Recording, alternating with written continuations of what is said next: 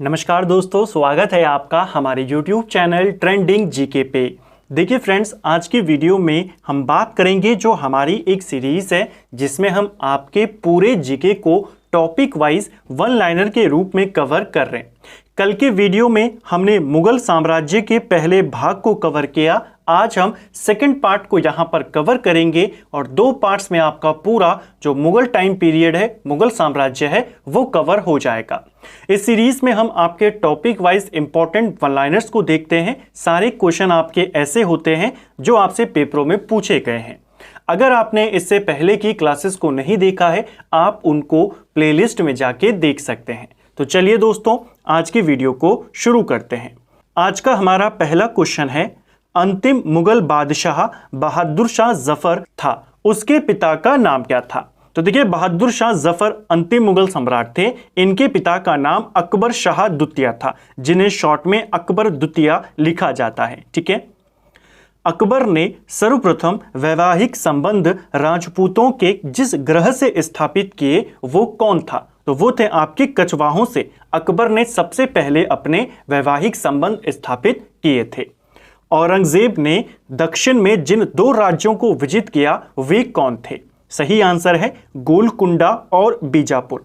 जो आपके दक्षिण के दो फेमस राज्य हैं, बीजापुर और गोलकुंडा, इनको मुगल साम्राज्य में किसने शामिल किया? औरंगजेब ने।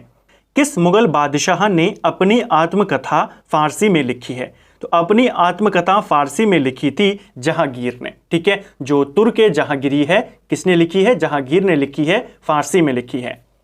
मुगलों ने नवरोज का त्यौहार लिया है। तो मुगलों ने नवरोज का त्यौहार पारसियों से लिया है। दिल्ली सल्तनत में भी ये मनाया जाता था, मुगलों ने भी मनाया। और कहां से इस त्यौहार को लिया गया?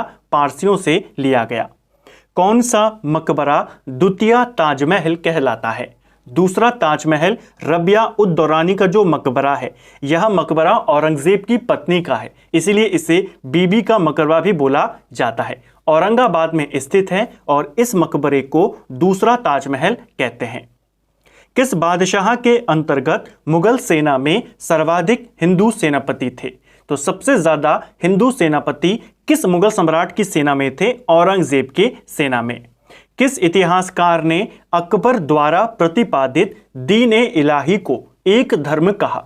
क्वेश्चन आता है, अकबर ने दीन-ए इलाही की स्थापना कब करी? अकबर ने करी 1582 में, और इसे एक धर्म कहा है अबुल फजल ने। और इसको स्वीकार करने वाला एकमात्र हिंदू राजा कौन था? राजा बीरबल। ठीक है। अनवार ए सुहेली ग्रंथ किसका अनुवाद है? तो अनवार ए सुहेली ये पंचतंत्र का फारसी अनुवाद है। ठीक है। धर्मत का युद्ध किनके बीच लड़ा गया था? धर्मत का युद्ध आपके अप्रैल 1658 में लड़ा जाता है औरंगजेब और दारा शिकोह के बीच में। जहांगीर के दरबार में पक्षियों का सबसे बड़ा चित्रकार कौन था? तो सबसे बड़ा चित्रकार पक्षियों का, उसका नाम था उस्ताद मंसूर, और ये जहांगीर का दरबारी था। ठीक है। जहांगीर का काल चित्रकारी के लिए काफी फेमस है और इसके दरबार में पक्षियों का एक फेमस चित्रकार होता था जिसका नाम था मंसूर। किसने मुगल काल में ऐतिहासिक विवरण लिखा है? तो मुगल काल में ऐतिहासिक विवरणों को लिखा है, खासतौर पे हुमायूं नामा की रचना करी है गुलबदन बेगम ने। प्रसिद्ध संगीतज्ञ तानसेन का मकबरा कहाँ स्थित है? तो तानसेन का मकबरा आपके ग्वालियर में है। गुलबदन बेगम किसकी पुत्री थी? ये क्वेश्चन पेपर में बहुत बार आता है कि हुमायूं नामा किसने लिखा? आप कहते हैं हुमायूं नामा हुमायूं की बहन गुलबदन बेगम ने लिखा। अब देखिए, किसी पेपर में आया था कि यह बेटी किसकी है। जब हुमायूं की पुत्री है तो बेटी किसकी होगी? बाबर की होगी। जल्दबाजी में हुमायूं पे टिक नहीं करना, हुमायूं की यह बहन थी। ठीक है। मुगल प्रशासन में जिले को किस नाम से जाना जाता था? तो मुगल शासन काल में जिले को सरकार कहते थे। किस सिख गुरु की मृत्यु के लिए औरंगजेब जिम्मेदार है? तो कौन से सिख गुरु थे? गुरु तेग बहादुर। सिख धर्म के 9वें गुरु थे। इन्होंने इस्लाम धर्म स्वीकार नहीं किया, जिस वजह से औरंगजेब इनकी हत्या करवा देता है। भारत के मुगल शासक बनने पर जहरूद्दीन मोहम्मद ने क्या नाम रखा? तो बाबर का मूल नाम था जहरूद्दीन मोहम्मद बाबर। जब ये भारत का सम्राट बना तो इसने अपना नाम क्या रखा? सिर्फ बाबर कर लिया। पूरा नाम इसका जहरूद्दीन मोहम्मद बाबर था। अकबर के काल में महाभारत का फारसी अनुवाद किसके निर्देशन में किया गया? तो देखिए कल हमने एक क्वेश्चन देखा था, आपको याद होगा कि राजमनामा किस पुस्तक का फारसी अनुवाद है। यह महाभारत का है, ठीक है।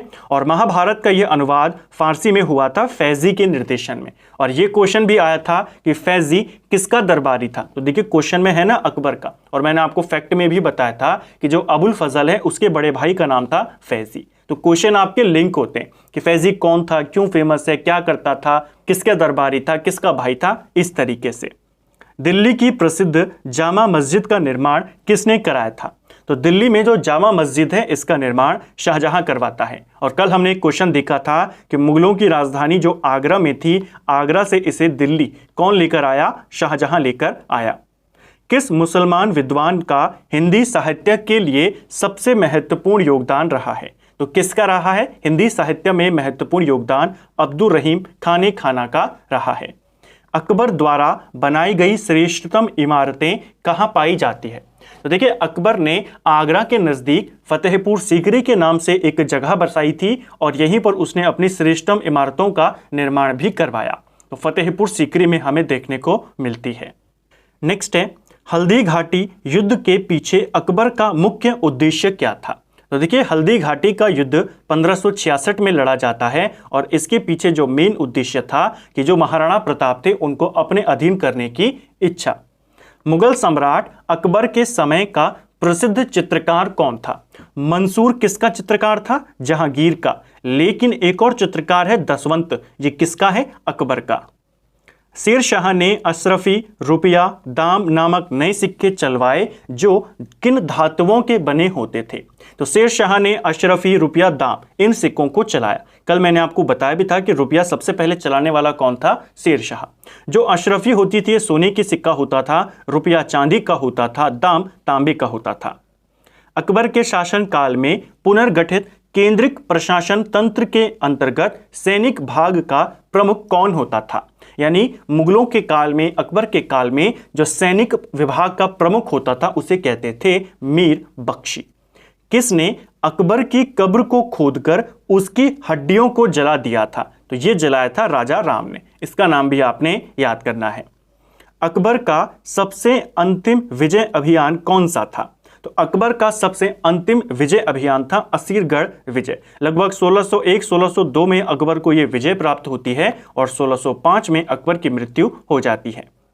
अकबर के नवरत्न में से एक बीरबल किस अभियान के समय मारे गए थे। तो यूसुफजइयों के विरुद्ध एक अभियान था उनके विद्रोह को दबाने के लिए, और यहीं पर मारे जाते हैं राजा बीरबल। बीरबल का मूल नाम क्या था, महेश दास। इसको भी याद करना। अकबर ने किसे कविराय या कविराज की उपाधि दी थी। तो यह उपाधि अकबर ने बीरबल को दी थी। जहांगीर के निर्देश पर किसने अबुल फजल की हत्या कर दी थी। अबुल फजल भी अकबर के नवरत्नों में से एक थे और कहा जाता है इनकी हत्या के पीछे किसका योगदान था, जहांगीर का। अबुल फजल की हत्या जहांगीर के कहने पर वीर सिंह बुंदेला करता है, ठीक है। मेवाड़ से युद्ध तथा चित्तौड़ की संधि किसके शासन काल की महत्वपूर्ण उपलब्धि है। तो मेवाड़ से लड़ाई लड़ी, चित्तौड़ के साथ संधि, ये महत्वपूर्ण उपलब्धियां हैं जहांगीर की। अंतिम रूप से जजिया कर समाप्त करने वाला मुगल बादशाह कौन है। देखिए जो जजिया कर था दिल्ली सल्तनत में इसको सबसे पहले शुरू करता है फिरोज शाह तुगलक। अगर हम शुरुआत से बात करें, भारत में सबसे पहले जजिया लगाता है मोहम्मद बिन कासिम। लेकिन मोहम्मद बिन कासिम ब्राह्मणों पर नहीं लगाता। ब्राह्मणों पर जजिया सबसे पहले लगाने वाला था फिरोज शाह तुगलक। इसके बाद अकबर जजिया कर को बंद कर देता है, लेकिन कुछ समय बाद औरंगजेब दोबारा से जजिया कर को शुरू कर देता है। अंतिम रूप से जजिया कर को खत्म मोहम्मद शाह रंगीला ने किया था, ठीक है। अकबरनामा किसने लिखा है। तो अकबरनामा जो है यहाँ अबुल फजल की रचना है। एतमाद उद दौला का मकबरा आगरा में किसने बनाया। तो पहला क्वेश्चन तो यही आता है, एतमाद उद दौला का मकबरा कहाँ है, आगरा में है। यह मकबरा नूरजहां के पिता का मकबरा है। इसका निर्माण नूरजहां करवाती है। राजपुताना के राज्यों में से किस एक ने अकबर की संप्रभुता स्वीकार नहीं करी थी। यानी अकबर की अधीनता स्वीकार नहीं करी थी किसने, मेवाड़ राज्य ने। किस मध्यकालीन भारतीय शासक ने पट्टा एवं कबूलियत को प्रथा आरंभ करी थी। तो पट्टा और कबूलियत की प्रथा को शुरू करता है शेर शाह सूरी। मुगल सम्राट औरंगजेब कौन सा वाद्य यंत्र बजाता था? तो क्वेश्चन भी आता है कि औरंगजेब कौन सा वाद्य यंत्र बजाने में निपुण था? आप कहेंगे वीणा बजाता था। जहांगीर को कहां दफनाया गया? देखिए वर्तमान में केवल 2 मुगल सम्राट, जो अगर हम शुरुआत के 6 मुगल सम्राट हैं उनकी बात करें क्योंकि वही ज्यादा पॉपुलर है, तो 2 ऐसे हैं जो भारत से बाहर दफनाए गए हैं। एक है बाबर जिसे काबुल में दफनाया गया, और एक है आपका जहांगीर जिसे लाहौर में दफनाया गया है। प्रसिद्ध जैन आचार्य कौन थे जिनको अकबर बहुत सम्मानित करते थे, उनका बहुत सम्मान करते थे? सही आंसर है हरिविजय सूरी। हरिविजय सूरी एक फेमस जैन आचार्य थे जिनको काफी सम्मान देता था अकबर। लंदन में ब्रिटिश ईस्ट इंडिया कंपनी के गठन के समय भारत का बादशाह कौन था? तो ईस्ट इंडिया कंपनी की स्थापना होती है 1600 ईस्वी में, और इस समय भारत में किसका शासन था? अकबर का शासन था। शाहजहां के काल में कौन यूरोपीय यात्री भारत आया था? तो पीटर मुंडी करके एक यात्री है, यूरोपियन यात्री, जो शाहजहां के काल में भारत आया। अकबर ने दीन ए इलाही प्रारंभ किया। अब देखिए दीन ए इलाही को लेकर कितने सारे क्वेश्चन थे जो हमने इन 2 वीडियोस में कवर किया। पहला, दीन ए इलाही को शुरू कब किया गया? 1582 में। दीन ए इलाही को एक धर्म किसने कहा? अबुल फजल ने। इसे स्वीकार करने वाला कौन था? बीरबल था। ठीक है। दिल्ली का पुराना किला किसके द्वारा बनवाया गया था? तो दिल्ली का पुराना किला शेरशाह सूरी ने बनाया था। अपने पूर्वजों की उपाधि मिर्जा को त्याग कर बाबर ने कौन सी उपाधि धारण करी? तो बाबर के पूर्वजों की जो उपाधि थी वो थी मिर्जा, लेकिन इसने इसको त्यागा और इसने पादशाह की उपाधि धारण करी। अफगानों की शक्ति को बाबर ने किस युद्ध में कुचला था? तो अफगानों के साथ बाबर का युद्ध होता है घाघरा का युद्ध, जिसमें बाबर विजय हो जाता है। ठीक है। बाबर की उदारता के कारण उसे कौन सी उपाधि दी गई? तो बाबर की उदारता के कारण उसे कलंदर भी कहा जाता था। क्वेश्चन आता है कि इनमें से किस मुगल शासक को कलंदर कहा जाता है? वो था बाबर। क्यों कहते हैं? उदारता के लिए।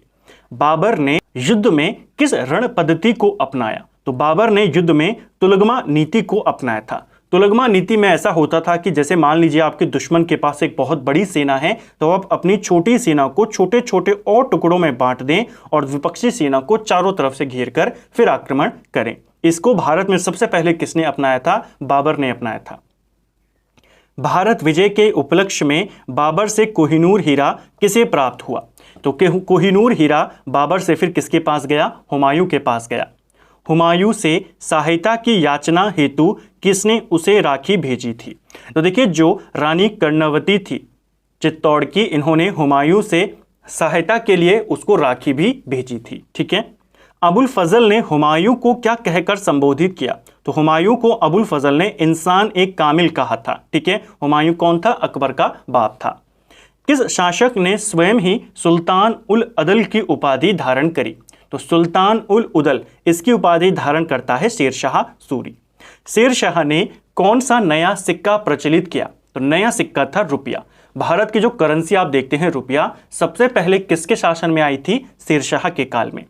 सिक्कों पर शेरशाह का नाम और पद किस लिपि में लिखे गए थे? तो देखिए शेरशाह सूरी के जो सिक्के होते थे उसमें उसका नाम और उसका पद लिखा होता था, यह देवनागरी लिपि में होता था।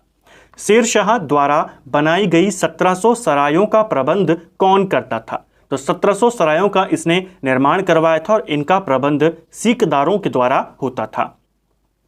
अकबर की माता का नाम क्या था? तो अकबर के पिता का नाम हमने देखा हुमायूं और इसकी माता का नाम था हमीदा बानो बेगम। अकबर का जन्म 1542 में होता है। ठीक है। अकबर के राज्य कवि तथा प्रसिद्ध संगीतकार कौन थे? तो कौन थे? तानसेन। अकबर ने मालवा पर विजय कब प्राप्त करी थी? तो मालवा पर विजय प्राप्त करता है 1561 में, और उस समय मालवा का शासक बाज बहादुर था। शाहजहां का रत्न जड़ित सिंहासन किस नाम से जाना जाता है? शाहजहां ने एक सिंहासन का निर्माण कराया था जिसमें कई सारे रत्न जड़े हुए थे, जिस पर कोहिनूर हीरा लगा हुआ था। इस सिंहासन को तख्ते ताउस कहा जाता था, और इस तख्ते ताउस को कौन लूट कर ले जाता है? नादिर शाह ले जाता है। तख्ते ताउस का निर्माण शाहजहां करवाता है और इस पर बैठने वाला अंतिम मुगल सम्राट था मोहम्मद शाह रंगीला। तख्ते ताउस में कौन सा हीरा जुड़ा हुआ था? तो वो था आपका कोहिनूर हीरा। सिक्कों पर कलमा का लिखा जाना किसने बंद कराया था? तो सिक्कों पर कलमा भी लिखा जाता था और इसको बंद किया था औरंगजेब ने। मुसलमानों पर लगने वाले किस कर को बाबर ने समाप्त कर दिया था? तो दिल्ली सल्तनत में मुसलमानों पर एक कर लगता था जिसको तमगा कहते हैं, बाबर इसे मुगल साम्राज्य में खत्म कर देता है। मुबैयान नामक पद शैली का विकास किसने किया था? मुबैयान नामक पद शैली बाबर ने इसको विकसित किया। हुमायूं जीवन भर लड़खड़ाता रहा और लड़खड़ाते हुए उसने जान दे दी। किसने कहा? लेनपूल ने। कल हमने देखा था ना ये वाला स्टेटमेंट कि हुमायूं अपने पूरे जीवन भर ठोकर खाता रहा और मृत्यु भी उसकी ठोकर खाकर हुई। उसी को साधारण भाषा में लिखा है कि वो पूरे जीवन भर लड़खड़ाता रहा और लड़खड़ाते हुए ही चला गया। किसने कहा है? लेनपूल ने। किसके लिए कहा है? हुमायूं के लिए। नुसरत शाह को पराजित करने के बाद शेर खान ने कौन सी उपाधि धारण करी? शेर खान यानी शेरशाह सूरी की बात हो रही है। शेरशाह सूरी ने नुसरत शाह को पराजित किया और हजरत आला की उपाधि धारण करी। बाद में हुमायूं को पराजित किया और सुल्तान की उपाधि धारण करी। शेर शाह के मकबरे को ताजमहल से भी सुंदर किसने कहा है? तो देखिए, शेर शाह का मकबरा आपके बिहार के सासाराम में है और इसे ताजमहल से भी ज्यादा सुंदर बताया है कनिंगम ने। ठीक है। बुद्धिमत्ता और अनुभव में वह दूसरा हैदर था, शेरशाह के बारे में किसने कहा है? तो देखिए, शेरशाह के बारे में शेरशाह को दूसरा हैदर अली किसने बताया है? अब्बास खान ने बताया। गुजरात विजय की स्मृति में अकबर ने किस इमारत का निर्माण कराया? तो ये कल हमने देखा था कि गुजरात विजय की याद में अकबर बुलंद दरवाजे का निर्माण कराता है फतेहपुर सीकरी में। दक्षिण का प्रवेश द्वार किसे माना जाता था? तो दक्षिण का प्रवेश द्वार खानदेश को माना जाता था। औरंगजेब ने सती प्रथा पर प्रतिबंध कब लगाया? तो सती प्रथा पर प्रतिबंध कौन लगाता है? औरंगजेब। और कब लगाया? 1663 में लगाया। ठीक है। अकबर के शासनकाल में प्रधानमंत्री को किस नाम से जाना जाता था? तो अकबर के शासनकाल में जो प्रधानमंत्री होता था उसे वकील कहते थे। सैन्य विभाग का मुख्य कौन होता था? तो ऊपर हमने देखा था कि मुगल काल में सैन्य विभाग का जो मुख्य होता था उसे मीर बख्शी कहते थे। 40 स्तंभों वाला एक विशाल किला कहाँ स्थित है? तो 40 स्तंभों वाला एक काफी विशाल किला है, आपके इलाहाबाद में स्थित है। इसको भी याद करेंगे। ठीक है। तो ये आपके मुगल काल के इंपॉर्टेंट वन लाइनर्स थे। कल हमने इतने ही इंपॉर्टेंट वन लाइनर्स जो थे उनको कवर किया। आज हमने उसका सेकंड पार्ट यहां पर देखा। इन दो पार्ट्स में आपका पूरा मुगल साम्राज्य के जो इंपॉर्टेंट क्वेश्चंस हैं जो बार बार पेपरों में आए हैं वो हमने यहां पर कवर किए। मध्यकाल भारत भी आपका लगभग कंप्लीट हो गया है। अब सिर्फ हमने नेक्स्ट वीडियो में मराठा साम्राज्य को कवर करना है और उसके बाद हम विविध जीके को देखेंगे मध्यकाल की, और फिर हम आधुनिक भारत में एंटर कर जाएंगे। संविधान भी आपका शुरू हो चुका है। कई सारे इंपॉर्टेंट टॉपिक्स को हम कवर कर चुके हैं। उम्मीद करता हूं ये वीडियो आपको पसंद आया होगा और ये सीरीज आपको पसंद आ रही होगी। अगर आपको आज की क्लास पसंद आई है तो वीडियो को लाइक करें, चैनल पर पहली बार आए हैं तो चैनल को सब्सक्राइब करें, दोस्तों के साथ शेयर करें। वीडियो कैसा लगा कमेंट बॉक्स में हमें ज़रूर बताएं। Thank you friends.